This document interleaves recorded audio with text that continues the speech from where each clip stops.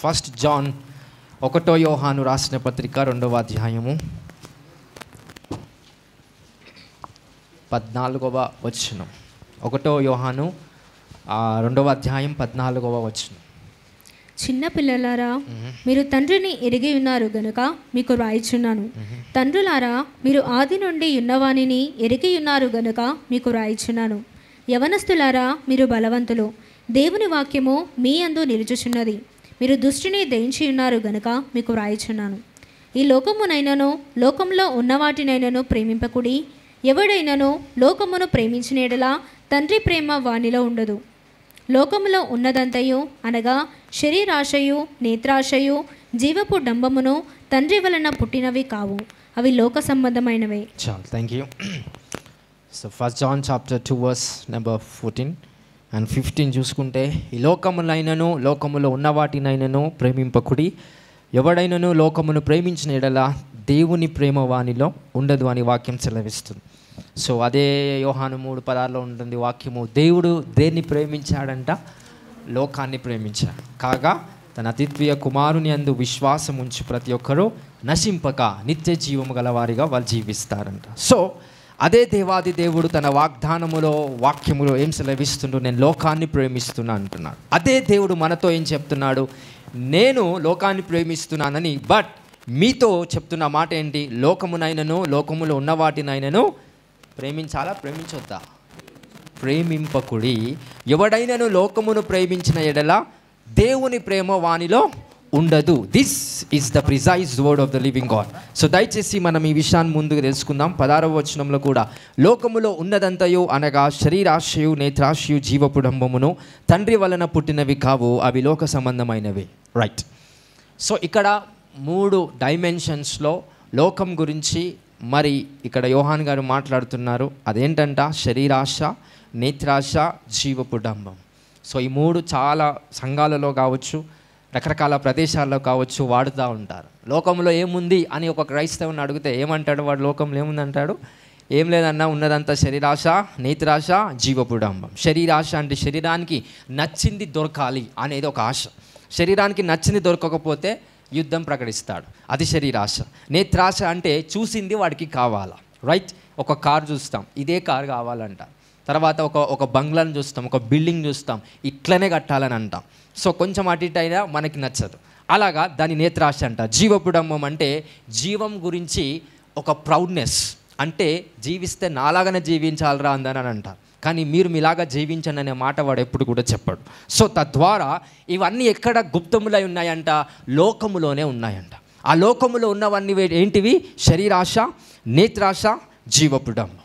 So దీంట్లో డెప్త్గా వెళ్ళడానికి మరి అపోస్తలుడైన పౌలు యొక్క లైఫ్లో ఆయన చేసిన త్యాగం ఏంటి, ఆయన చేసిన దేవుని చిత్తం ఏంటి, ఆయన విషయంలో దైవ ప్రణాళిక ఏముంది, ఆయన ఏం చేశాడు, ఈ స్టోరీ ద్వారా మనం తెలుసుకుందాం. అపోస్తల కార్యములు 21వ అధ్యాయం.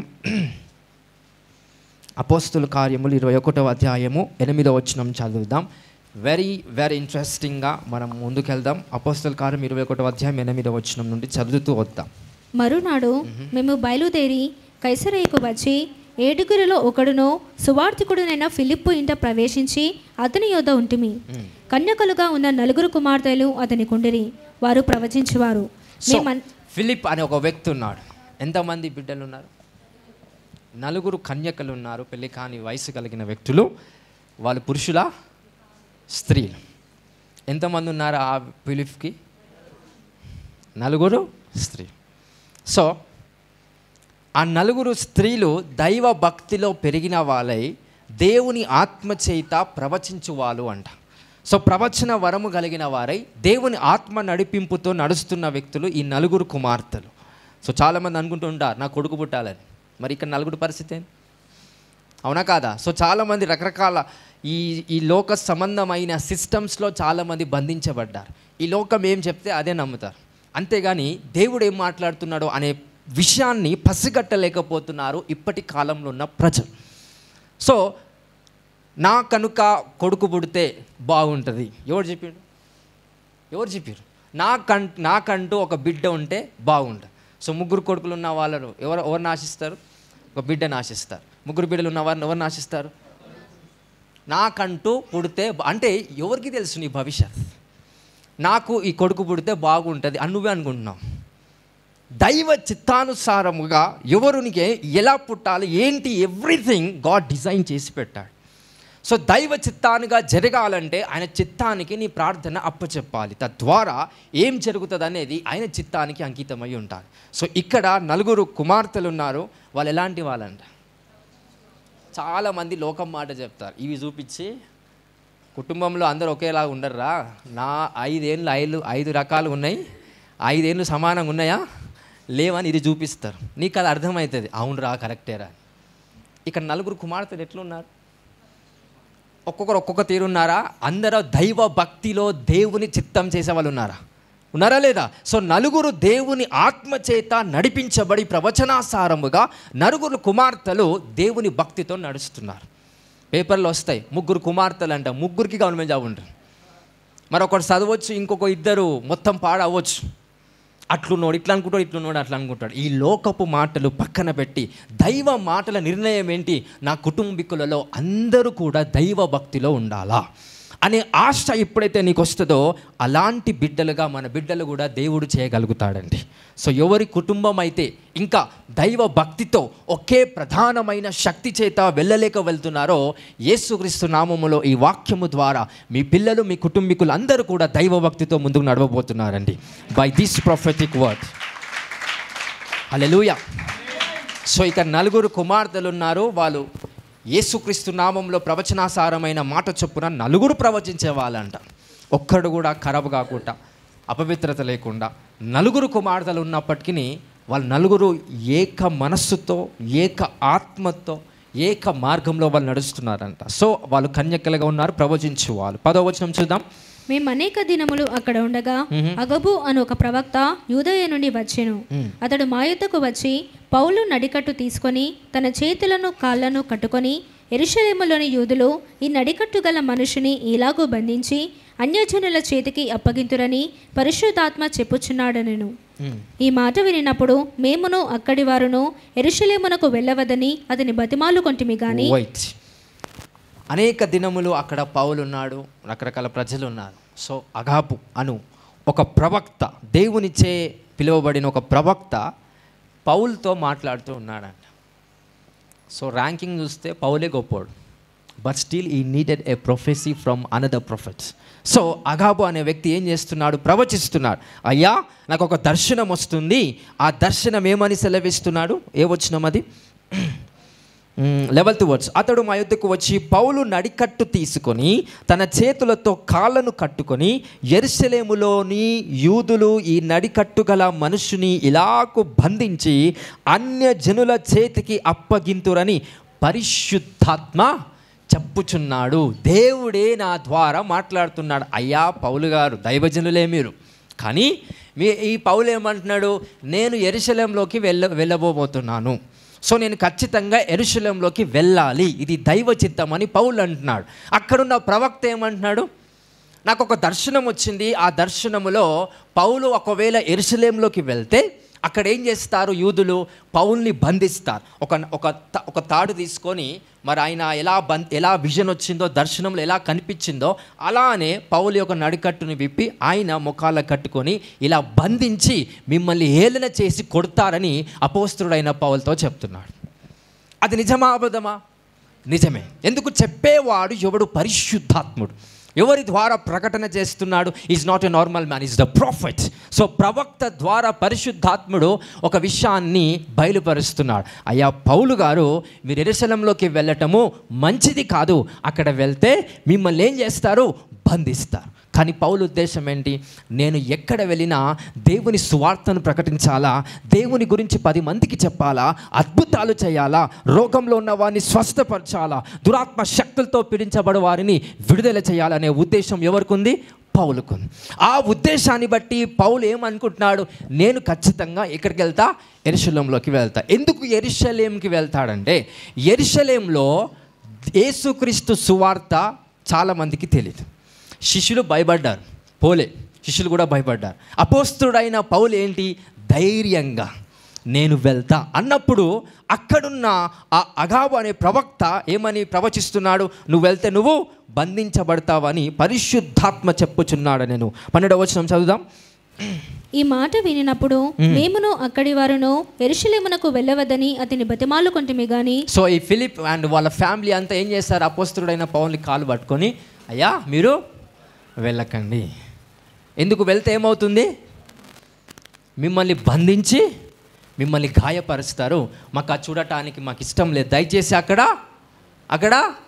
వెళ్ళకండి. బాగా వినండి. It you need to understand now. పరిశుద్ధాత్ముడు ఏం చెప్పాడంటే మీరు వెళ్తే తాళ్ళతో బంధిస్తారు అనేది చెప్పారు. వెళ్ళకండి అని చెప్పలే. బట్ వీళ్ళు ఏం కలిపి చెప్తున్నారు? ఏం చెప్తున్నారు వీళ్ళు? అలా అవుతుందని మీరు వెళ్ళొద్దు. కానీ పరిశుద్ధాత్ముడు వెళ్ళొద్దని చెప్పాడా? పరిశుద్ధాత్ముడు ఏం చెప్పాడు? అక్కడ జరగబోయే సంఘటన చూపించాడు. ఆ సంఘటన ఏంటి? అక్కడికి వెళ్తే పౌలును కొడతారు. అక్కడికి వెళ్తే ఆ భక్తుడైన అపోస్తుడైన పౌలును బంధిస్తారు. అనేక కొరడాల దెబ్బలు ఆ అపోస్తుడైన పౌలు మీద పడతాయి అనేది పరిశుద్ధాత్ముడు కేవలం చూపిస్తున్నాడు. వీరు ఆ దర్శనాన్ని చూసి దేవుడు చెప్పిన మాటను నమ్మి ఏమంటున్నారు? అక్కడికి మీరు వెళ్ళొద్దు. అంటే వెళ్ళొద్దు అనే మాట దేవుందా మనిషిదా? అందరికీ అర్థమవుతుందా? దేవుని మాట ఏంటి? అక్కడ అపాయం ఉంది. కానీ వెళ్ళొద్దు అనే మాట మనుషులది. ఈ మనిషి పలుకుతున్న మాట దేవుని స్వరంలో ఉందా లేదా? ఎంతమందికి అర్థమవుతుంది నేను చెప్పే డెప్త్ వర్డ్? దేవుడు పలుకుతున్న మాటలు కలిపి మనిషి ఏం చేసిండు? అక్కడ దేవుని స్వరాన్నే కలిపి చెప్తున్నాడు. ఏమని? మీరు దయచేసి వెళ్ళకండి. వెళ్ళకండి అనే మాట దేవుడు చెప్పాడా? లేదు, మనిషి చెప్తున్నాడు. అంటే ఇక్కడ అర్థం కావాల్సిన విషయం ఏంటంటే అపోస్తుడైన పౌలు ఒకవేళ చనిపోతే మాకు దిక్కంటూ ఎవరు లేరు. అపోస్తుడైన పౌలు దెబ్బలు తింటే మాకు తోడెవరు లేరు. అపోస్తుడైన పౌలు ఏమైనా గాయపరచబడితే మాకు వాక్యం చెప్పేవాళ్ళు లేరు అని వీళ్ళ స్వార్థం ఏముంది? అపోస్తుడైన పౌలు వెళ్ళొద్దు. వెళ్తే ఏమవుతుంది? ఆయన గాయపరచబడతాడు. కుదిరితే చనిపోయే అవకాశం కూడా ఉండొచ్చేమో. ఆయన బంధిస్తారు. తద్వారా మాకు తోడు అనేది ఉండదు. ఒక ఆత్మ నాయకుడు అనేవాడు మాకు ఉండకపోవచ్చు అనే భయంతో వాళ్ళు ఏమనుకుంటున్నారు? మీరు దయచేసి వెళ్ళకండి. కానీ దేవుడు ఏం చెప్తున్నాడు? వెళ్ళని చెప్తున్నాడా? వెళ్ళకని చెప్తున్నాడు? అసలు దాని విషయంలో ఏం మాట్లాడట్లేదు. ఏమని అంటున్నాడు? జరగబోయేది ఏం చేస్తున్నాడు? చూపిస్తున్నాడు. కానీ వెళ్ళు అనట్లే, వెళ్ళకు అనట్లే. ఆ విషయాన్నే మాట్లాడట్లేదు. అది పౌలు చేతిలో ఉంది ఆ విషయం. కాబట్టి some time God is silence because మనిషి చేతిలో ఉంటుంది కాబట్టి ఆ ఇన్ఫర్మేషన్. సో ఇప్పుడు దేవుడు వెళ్ళు అని అనొచ్చు, కానీ స్టిల్ ఎవరి పర్మిషన్ కోసం దేవుడు వెయిట్ చేస్తున్నారు? అపోస్తుడైన పౌలు పర్మిషన్ కోసం వెయిట్ చేస్తున్నారు. ఇక స్త్రీలు ఎలా ఉంటారో మనకు అంతా తెలుసు. మన పెద్ద మనుషులకు ఏదైనా అపాయం జరుగుతుందని తెలిస్తే జరగక ముందే ఏడవడం స్టార్ట్ చేస్తారు. అవునా కాదా? జరిగిన తర్వాత ఏడవటం ఓకే, అది డిఫరెంట్ కల్చర్. బట్ అరే ఆడ అపాయం ఉందిరా నాయన, ప్రవక్త చెప్పిండు, అపాయం ఉందనే చెప్పిండు, అది దేవుడు చెప్పిండు. వెళ్ళాలా వెళ్ళొద్దు అనేది కూడా దేవుడు చెప్తే అప్పుడు దేవుడు చెప్పినట్టు. కానీ మనుషులు ఎమోషనలైజ్డ్ అయ్యి ఇక్కడ, అందుకే నేను ఇంత ముందుకెళ్ళి చెప్పా, లోకంలో ఏముంటుందంట? శరీరాశ, నేత్రాశ, జీవపుడం. అంటే ఇప్పుడు పౌల్ని చూస్తున్నారు కాబట్టి అరే ఈ పౌలు అనే దైవజనుడు మాతో ఉంటే బాగుండునేమో. అక్కడికి వెళ్తే దెబ్బలు తింటాడు, అక్కడికి వెళ్తే చనిపోయే అవకాశాలు ఉంటాయి, బంధిస్తారు, తద్వారా మాకు ఆత్మ నాయకుడు ఉండడేమో. ఇలా ఉద్దేశాలు ఇలాగున్నాయి. దేవుడేమో ఒకటి చూపిస్తున్నాడు దర్శనం, అది జరగబోతుంది, కానీ వద్దు. కానీ దేవుడు చెప్తున్నాడా వద్దని? ఎంతమంది వాక్యం అర్థమవుతుందని? ఈ స్టోరీ మీకు క్లారిటీగా రెవల్యూషన్ అర్థమవుతే మీ లైఫ్లో దైవ చిత్తం కావచ్చు, దేవుడు చెప్పే ఒక దర్శనం కావచ్చు, సేవ పిలుపు మీ దగ్గర ఉంటే కనుక, ఒక బిజినెస్గా దేవుడు మిమ్మల్ని పిలిస్తే ఆ మార్గం ఖచ్చితంగా ముళ్ళ కంపల మీదనే ఉన్నట్టు ఉంటుంది. ఈ ప్రవక్తలు కొన్నిసార్లు మిమ్మల్ని టెంప్ట్ చేస్తారు. ఏం చేస్తారంటే, అరే అది దేవుని చిత్తమే కానీ ఇది చాలా డేంజర్ ఉంది ఇవే అంటారు. ఇట్లా డేంజర్ ఉందంటే ఇన్ని డేంజర్ ఉందని అన్నప్పుడు మనుషులకి ఏమనిపిస్తుంది? భయం స్టార్ట్ అవుతుంది. అనిపిస్తుందా? అనిపించదా? ముఖ్యంగా స్త్రీలు, మళ్ళీ 4 స్త్రీలు ఆడ. అబ్బాయిలు అయితేనేమో ఒక మాట చెప్పి అయ్యి ఏమైనా దేవుని చిత్తమే జరుగుతుందేమో అనుకుంటాం, కానీ అమ్మాయిలు ఆడ ఏడుస్తూనే ఉంటారు. హల్లెలూయా. పౌలు కూడా ఏమన్నాడు చూద్దాం అమ్మాయిలను చూసి, పాపం. Yes, let us understand the voice of the apostle Paul. చూద్దాం. పౌలు, ఇదెందుకు మీరు ఏడ్చి నా గుండె బద్దలు చేసేదరేలా? ఏమంటున్నాడు పౌలు? ఇది ఎందుకు, అసలు ఎందుకు చేస్తున్నారు? Why you people are doing foolish things? Because దేవుడు ఏం చెప్పిండు, అక్కడ నేను బంధించబడతానని దేవుడు చెప్పిండు, అక్కడ నన్ను కొడతారని దేవుడు చెప్పిండు, అంతే చెప్పిండు, కానీ పోకని చెప్పలేదు. వెళ్ళవద్దు అని దేవుడు ఆజ్ఞాపించాడా? లేదు, మీరు ఆజ్ఞాపిస్తున్నారు, మీరు ఏడుస్తున్నారు. సో అక్కడ ఏడవడం వల్ల అపోస్తలుడైన పౌలు ఏమంటున్నాడు, పౌలు ఇదెందుకు, ఇవన్నీ ఎందుకు చేస్తున్నారు? మీరు ఏడ్చి నా గుండె బద్దలు చేసేదరేలా. నేను ఫస్టే చెప్పిన, స్త్రీ అక్కడ అంత పురుషులు ఉన్నారనుకో, ఏడుపు అనే అక్షరం ఉండదు. అక్కడ స్త్రీలు ఉన్నారు కాబట్టి వాళ్ళందరూ ఒకటే ఇక ఆ రాగాలు పెట్టి ఏడుస్తున్నారు. ఏడ్చినప్పుడు ఆయన అంటున్నాడు, నా గుండెలు బద్దలయ్యేలాగా ఎందుకు మీరు ఏడుస్తున్నారు? ఇంకేమంటున్నాడు, జస్ట్ చదవండి. నేనైతే ప్రభువైన యేసు నామము నిమిత్తము, కేవలం దయచేసి బైబిల్ ఉన్నవారు, పెన్ను ఉన్నవారు అండర్లైన్ చేసుకోండి. నేనైతే ప్రభువైన యేసు క్రీస్తు నామము ఎవరైతే, నేనైతే, if I am the apostle Paul, నేనైతే నజరేయుడైన యేసు క్రీస్తు నామము నిమిత్తం యెరూషలేములో బంధింపబడుటకు మాత్రమే కాదు, కానీ చనిపోవుటకు కూడా. Just give claps to the apostle Paul. హల్లెలూయా. దేవుడు ఏం చెప్తున్నారు, అరే నువ్వు వెళ్తే బంధించబడతారా అని మాట్లాడుతున్నా. పౌలు ఏమంటున్నాడు, నువ్వు ఒక శోధన ఇస్తే ఆ శోధనకి ఇంకొక శోధన యాడ్ చేసినా నేను భయపడాను. I am here to die for Jesus. యేసు ప్రభు కోసమే చనిపోవాలనుకున్నోడు దెబ్బలాక్తే ఏముంటుందండి? యేసయ్య కోసమే దెబ్బలు, చనిపోవడము ఆయనకు సిద్ధమైతే నిందలు ఏం చేస్తాయి, అవమానాలు ఏం చేస్తాయి, ఆ ఒక బంధకాలు అతన్ని ఏం చేయగలుగుతాయి? అక్కడంతా వాళ్ళందరూ ఏడ్చి ఏడ్చి ఏడ్చి, అయ్యా అపోస్తలుడైన పౌలు గారు దయచేసి వెళ్ళకండి అన్నప్పుడు, నేనైతే ప్రభువైన యేసు నామము నిమిత్తం యెరూషలేములో బంధింపబడుటకు మాత్రమే గాక చనిపోవుటకు నేను సిద్ధం. ఎంతమంది అనగలుగుతారన్నమాట? How many people are ready to speak those words in the presence of the Lord? అంత కమిట్మెంట్ ఉందా అని నిజంగా? అరే అక్కడికి వెళ్తే మీకు అపాయం ఉంది అని. ఇది చెప్పేటోడు మనిషే, కానీ దేవుడు ఏమంటాడు, సారీ ఇది చెప్పేటోడు దేవుడే, కానీ మనిషి ఏమంటాడు, అక్కడికి నువ్వు వెళ్ళొద్దు. హల్లెలూయా. Let me say something. 4-5 సంవత్సరాలు ఉద్యోగం లేకుండా, ఏం లేకుండా, ఉద్యోగం లేకుండా ఒక వ్యక్తి, యవనస్తుడు ప్రయాసపడుతున్నాడు, ప్రార్థన చేస్తున్నాడు, అయ్యా నాకు ఉద్యోగం ఇవ్వండి అని. నాలాంటి ప్రవక్త ఆ వ్యక్తి దగ్గరకు వచ్చి, ఈరోజు దేవుడు ఒకటి మాట్లాడుతున్నాడు, ఇదేంటంటే నువ్వు వెళ్ళే దారిలో నీకు అపాయం ఉంది అని అంటాడు. ఏమంటాను? ఒక అపాయం, నువ్వు వెళ్ళే దారిలో ఒక కారు వచ్చి నీకు సింపుల్గా గుద్దుతుందని చెప్తాను. నేను పో అనను, వెళ్ళవద్దు అని కూడా నేను చెప్పాను. ఈ అపాయం ఉంది అని మాత్రమే చెప్తాను. ఆ కార్లో ఉన్న వ్యక్తి ఇతనికి జాబ్ ఇచ్చే వ్యక్తి. Understand the voice of the Holi spirit. ఆ కార్లో నడిపే ఆ వ్యక్తి manager of some company. So ఆ మేనేజర్ ఇతనికి పరిచయం కావాలంటే ఇతని మధ్యలో ఏ కనెక్షన్స్ లేవు. ఇప్పుడు అపాయాన్ని కలిగించిన వాడు దేవుడు. ఎందుకంటే అతడు మేనేజర్తో కంబైన్ సిచ్యువేషన్, ఆ రిలేషన్షిప్, బంధుత్వం పెరగాలంటే ఒక కీడు జరగాల. ఇప్పుడు మనం ఏం చేస్తాం? నా జడైన యేసు క్రీస్తు నామములో ఆ కీడు కొట్టివేస్తున్నాను, ఫినిష్. ఇంకొక 5 సంవత్సరాలు మళ్ళీ దేవుడు పొడిగిస్తాడు, జాబు లేకుండా బ్రతకటం. Hallelujah. You need to understand the principles of the Holi Spirit. నీ జీవితంలో ఎన్ని సమస్యలైనా రాని, దేవుని చిత్తం జరగాలనే సంకల్పం నీ మనసుకుంటే దైవం అనేది ఖచ్చితంగా ఈ సృష్టికి ఆజ్ఞాపిస్తుంది. ఈ సృష్టి మీకు సపోర్ట్ ఇస్తుంది. ఈ సృష్టి ఖచ్చితంగా మిమ్మల్ని సరైన మార్గంలో నడిపిస్తుంది. ఈ సృష్టికర్తనే మీకు తోడుగా ఉంటే ఈ సృష్టి మీ పాదాల దగ్గర నమస్కరించడానికి సిద్ధంగా ఉంటుందండి. This is the moment that the creation is going to wait for the manifestations of sons of the living God. అసలు జరిగింది అక్కడ ఏమండి? జరిగింది అసలు ఏం జరిగింది అక్కడ? నీకు రావాల్సిన ఆశీర్వాదం కోల్పోయింది. అక్కడ నీకేమైనా అవుతుంది యాక్సిడెంట్లు అంటే నీకు ఏది జరగదు, చిన్న దెబ్బైనా తగలదు, కానీ ఒక చిన్న యాక్సిడెంట్ నీ బండికి జరుగుతుంది అంతే. Understand the voice of the Holy Ghost. This is what I can proclaim by the presence of the Holi Spirit. Hallelujah, hallelujah. ఎంతమందికి అర్థమవుతుంది? సో ఇప్పుడు మీ లైఫ్లో సమస్య లేరంటారా?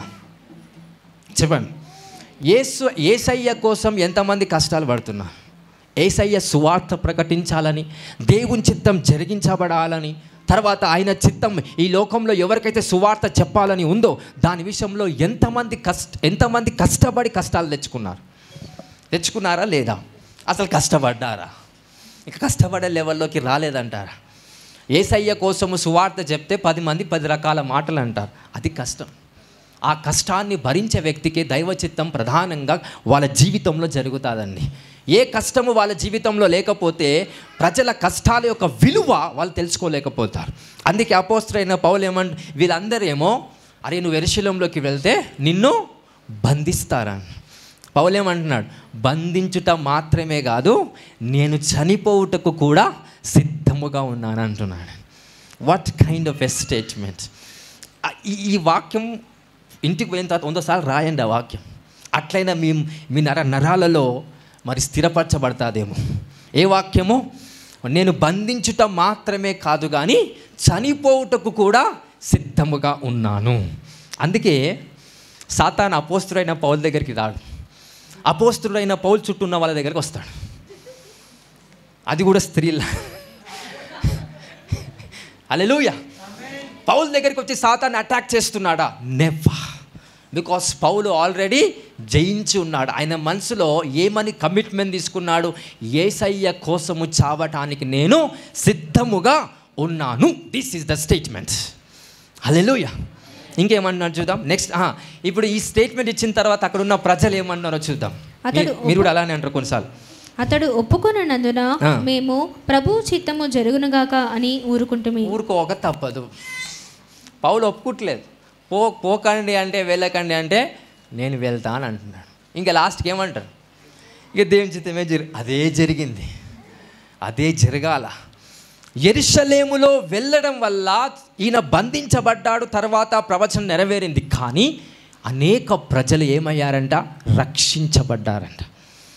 మహిమను చూడక చాలామంది ఏం చేస్తున్నారు? సమస్యనే చూస్తున్నారు. ఆ అగాబు అనే ప్రవక్త ఏదైతే ఆ ప్రవక్తకు దేవుడు దర్శన రూపంలో బంధించబడటం చూపించాడో ఆ ప్రవక్త ఖచ్చితంగా ప్రార్థన చేయాలి, అయ్యా ఏ కష్టం వచ్చిందో ఆ కష్టం వెనుక ఏమైందో అది కూడా నాకు చూపించండి అని. అలా అడిగితే ఖచ్చితంగా దేవుడు అగాబుకు చూపిస్తాడా? లేదా? చూపిస్తాడు. బట్ ఈయన కంప్లీట్ ఫోకస్ దేనిపై పడింది? కష్టం మీద ఈయన కంప్లీట్ ఫోకస్ పడింది. హల్లెలూయా, హల్లెలూయా. సో లోక సంబంధమగు ప్రజలుగా ఉండకుండా ఆత్మ సంబంధమైన ప్రజలుగా మనం ఉండున్నట్లు దేవుడు మిమ్మల్ని దీవించునుగాక. హల్లెలూయా. అందరికి వాక్యం అర్థమవుతుందా? సో లోకంలో ఏమేమి ఉన్నాయంట? శరీరాశ, నేత్రాశ, జీవపుడం. యేసయ్య ఈ భూమి మీదకి వచ్చి ఆయన రక్తం కార్చాడు. రక్తం కార్చి ఏం చేశాడంటే ఈ భూలోకంలో నుంచి మిమ్మల్ని వేరు చేశాడంట. ఏం చేశాడు? వేరు చేశాడు. ఇప్పుడు ఈ భూలోకంలో మనం ఉన్నప్పటికీ ఈ భూలోక సంబంధమైన వాళ్ళము కాం. ఒక వాక్యం ఉంటుంది, చదవండి ఒకసారి. యోహాను 17వ అధ్యాయం చదవండి. దాంట్లో ఒక వాక్యం ఉంటుంది. 17-14వ వచనం చదువుదాం. వారికి నీ వాక్యం ఇచ్చి ఉన్నాను, నేను లోక సంబంధిని కానట్టు వారును లోక సంబంధులు కారు గనుక. కాబట్టి వారికి ఏముంటుందంట? శ్రమ. సో అక్కడ వాక్యం ఏం సెలవిస్తుంది? వారికి నీ వాక్యం ఇచ్చి ఉన్నాను, నేను లోక సంబంధిని కానట్టు వారును లోక సంబంధులు కారు గనుక లోకము వారిని ఎంతమందిని ఇక్కడ ఉన్న వాళ్ళు ద్వేషించబడుతున్నారు లోకం చేత. లోకం మిమ్మల్ని ద్వేషిస్తుందా? లేదా? ద్వేషిస్తుందా? లేదా? హల్లెలూయా. లోకానికి అనుకూలంగా వెళ్ళే ప్రతి ఒక్కరిని లోకం ఏం చేస్తుంది? ప్రేమిస్తుంది, హెచ్చిస్తుంది. నువ్వు గొప్ప స్త్రీ అంటది, గొప్ప పురుషుని అంటాడు. కానీ దైవ దృష్టిలో అదంతా మురికి గుడ్డ వలె ఉంటుందంట. Understand that voice. ఈరోజు మనం అర్థం చేసుకోవాల్సిన విషయం ఏంటంటే, లోకంలో ఉన్న వాళ్ళకు యేసుక్రీస్తు ప్రభు గురించి చెప్తే నమ్ముతారు కానీ బాప్సం తీసుకుంటారా?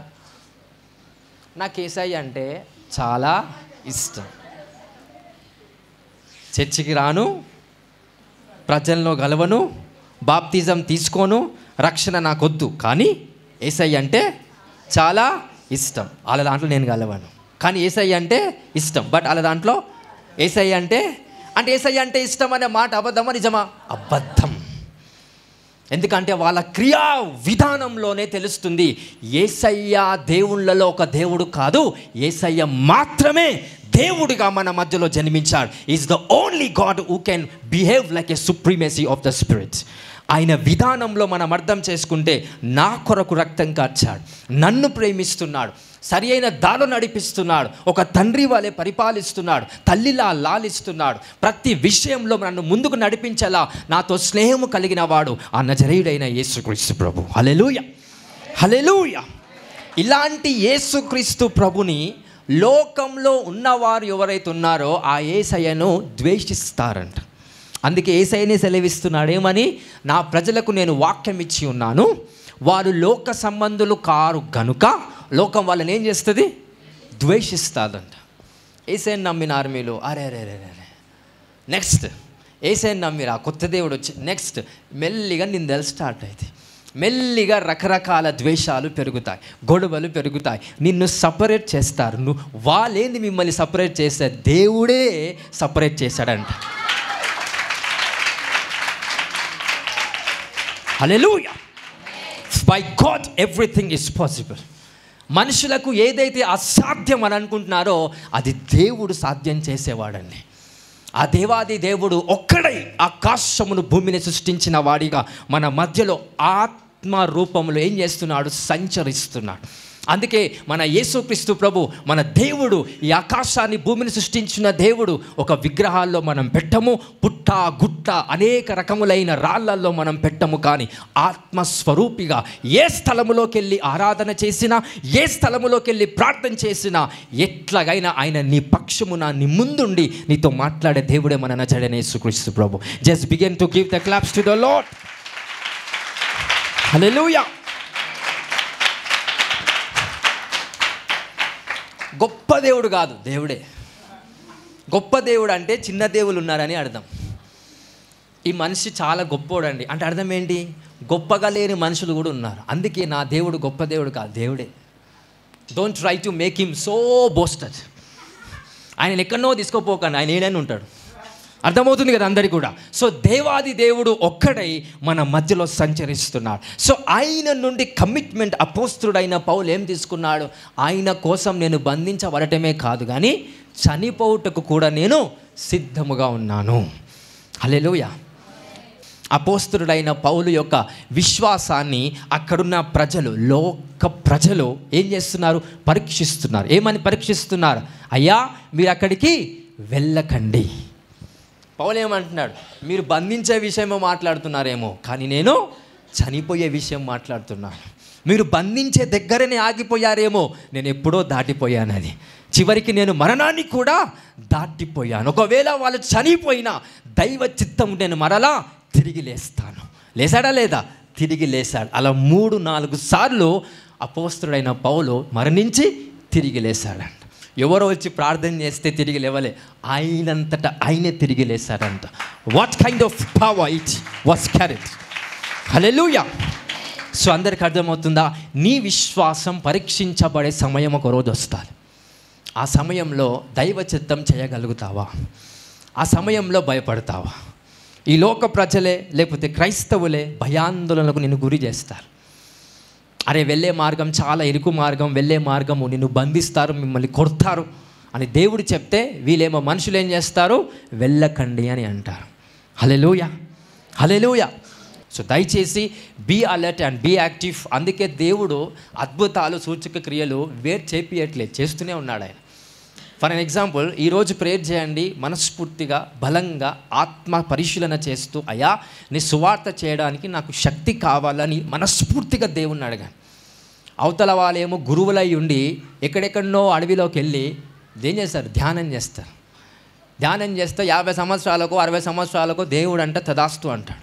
కానీ మనకు అట్లా కాదు. ఒక్క రోజులో నువ్వు నిజంగా మనస్ఫూర్తిగా శ్రద్ధ పెట్టి, అయ్యా నీ శక్తి నాకు కావాలా, ఎందుకు? నీ రాజ్యం కట్టడానికి, నీ నామం 10 మందికి తెలియడానికి నీ శక్తి నాకు కావాలని ఒక్క రోజులో అడుగు. 100% ఈ విల్ గివ్.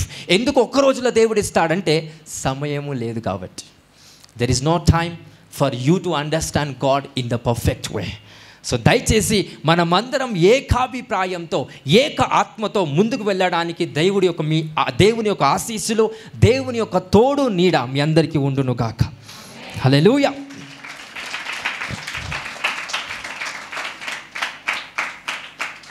హల్లెలూయా. ఎంతమందికి వాక్యం అర్థమవుతుంది? సో ఏ కమిట్మెంట్ తీసుకుంటారు? శారీరకంగా చూస్తే 60-50 మంది ఉండొచ్చు. ఈ కళ్ళు మూసుకొని ఆత్మనేత్రాలతో చూసారనుకో 10-15 ఉంటారు. అంటే అర్థం ఏంటంటే దేవునిలో ఉన్నవాళ్ళు ఎంతమంది అనేది ప్రతి ఒక్కడు అనలేం. చర్చకు వచ్చిన వాళ్ళంతా దేవుని రాజ్యానికి వెళ్ళగలుగుతారా? వెళ్ళలేరు. కొంతమంది మాత్రమే వెళ్ళగలుగుతారు. అందుకే అంటున్నాడే 7:15 ఆఫ్ బుక్ ఆఫ్ మాథ్యూ, ప్రభువా ప్రభువా అను పిలుచు ప్రతివాడు పరలోక రాజ్యము చేరడు, కానీ దేవుని చిత్తము చేయువాడే పరలోక రాజ్యంలో చేరుతాడంట.